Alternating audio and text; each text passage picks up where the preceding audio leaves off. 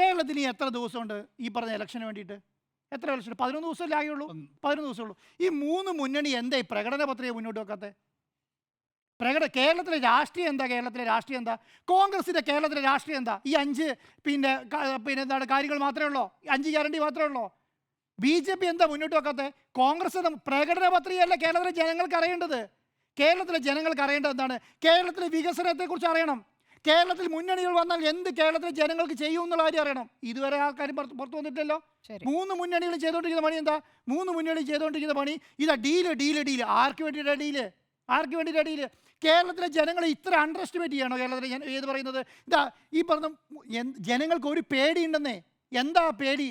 ആ പേടി എന്ന് പറയുന്നത് ഈ മതഭീകരവാദം കേരളത്തിൽ നടപ്പിലാക്കാൻ പാടില്ല എന്നുള്ളൊരു പേടിയുണ്ട്. അതില്ലാതിരിക്കാൻ വേണ്ടിയിട്ട് ആരുടെ കൂടെ നിൽക്കണമെന്ന് കേരളത്തിൽ ജനങ്ങൾക്ക് നല്ല ധാരണയുണ്ട്. ആ ധാരണയ്ക്കാണ്, ആ ധാരണയെ വെച്ചിട്ട് ആ ധാരണനെ കൺസോൾട്ടേറ്റ് ചെയ്ത് എൻ്റെ ഭാഗത്തേക്ക് എത്തിക്കാൻ വേണ്ടിയുള്ള നടപടിയാണ്, അല്ലെങ്കിൽ ഞങ്ങളുടെ ഭാഗത്തേക്ക് എത്തിക്കാൻ വേണ്ടിയുള്ള നടപടിയാണ് കേരളത്തിലെ ഏത് പാർട്ടികൾ സ്വീകരിച്ചുകൊണ്ടിരിക്കുന്നത്. അത് മനസ്സിലാക്കിയാൽ മതി. അത് കേരളത്തിലെ ജനങ്ങൾക്ക് നല്ല ധാരണയുണ്ട്.